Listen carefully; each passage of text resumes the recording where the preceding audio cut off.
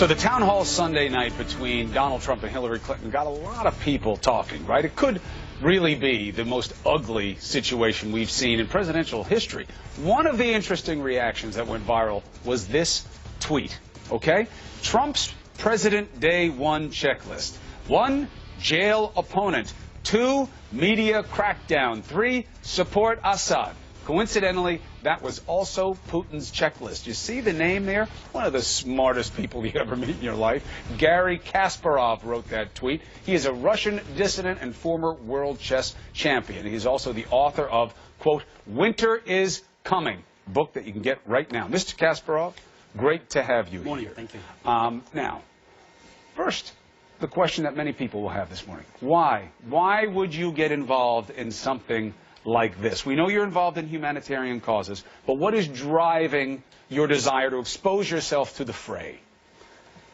Look, I think that Trump's potential victory could threaten not only democracy in this country, but democracy worldwide. And it could be the gift for Putin or other dictators and thugs in the world, because they see Trump as a perfect agent of chaos.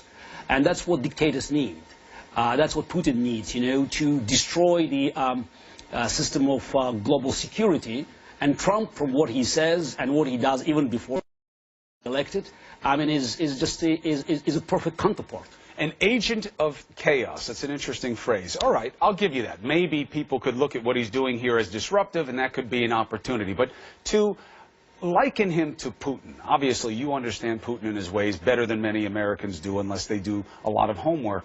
Do you think it's fair to compare the two men favorably? No, I think it's fair because Trump demonstrates time and again his disrespect for democratic procedures, the way he speaks, and his plans when he talks about NATO allies, when he talks about global security. I mean, it just raises many questions. And I think that from what we know about Donald Trump, his life, his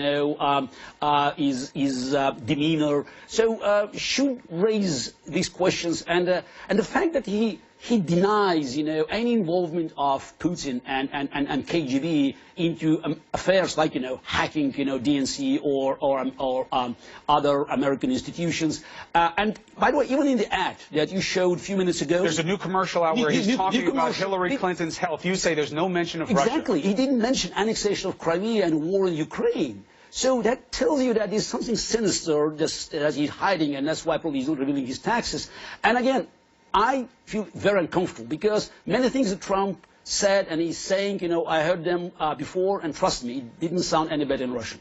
Now, you have an obvious gift for logic and strategy. When you look at what has propelled Donald Trump to this point, his success, and why he is in a relatively tight race, 27 days out, why is it happening? Look, again, unfortunately, it comes from many dictators' playbooks. They address real pains. The issues that Donald Trump raised throughout the campaign, they're real. They are a lot real. of this country, they feel this pain, Yes. And then you hear, and that's typically for every dictator, to be dictator.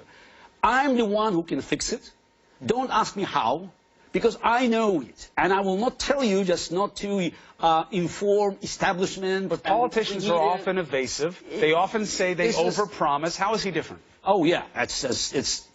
There are legitimate politicians that, could make promises they cannot fulfill. But Trump is not making real promises, he's trying to cover the big picture. And what he suggests, is so much, against the normal democratic procedures, expelling the illegal immigrants, closing borders for Muslims. And again, debates. By the way, the good thing is we never seen Putin participating in debates. I mean, he could avoid them in Russia. But Trump in debates, his behavior there shows that he's not capable of learning, and it is a typical, dictator's inclination to deflect criticism. So he doesn't want to hear criticism, and he's getting, very, very annoyed. Sergei Lavrov, foreign minister of Russia, sits down with Christiane Amanpour just now and says, this is ridiculous, this notion that we would have anything to do with meddling in your election. He says, I don't have to deny it because the U.S. has not proved it. What do you think? That's basically confession. And by the way, the same was said in similar words by Putin when he said it didn't matter who actually released these emails. What mattered, that's the substance. And in one of my tweets I said that anyone can edit Wikipedia, but only KGB can edit WikiLeaks. And while, we understand that there's certain things that, are hurting Hillary and other Democrats in these emails, the very fact that, that the KGB has its hands on it.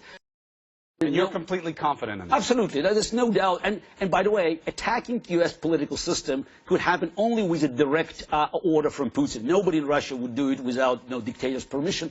And I think it is when you're dealing with evidence that is contaminated, even partially, I mean, the rest becomes irrelevant. And again, the fact is that Trump keeps relying on these data and even openly inviting foreign power to intervene in U.S. elections, again, tells you about some kind of sinister clandestine connections. Because, from KGB playbooks, Trump was an ideal person to recruit. Look at his biography, financial problems, bankruptcies, his behavior, this innate sense of impunity, hubris. And he keeps, telling us that his taxes will not be released because, and then many other reasons. I don't buy them. And I just also, there's so much, that keeps, that brings Trump and Putin together. So for those who would like to read more, so I can address them to the website, new website, PutinTrump.org, PutinTrump.org, because there are many more stories coming out.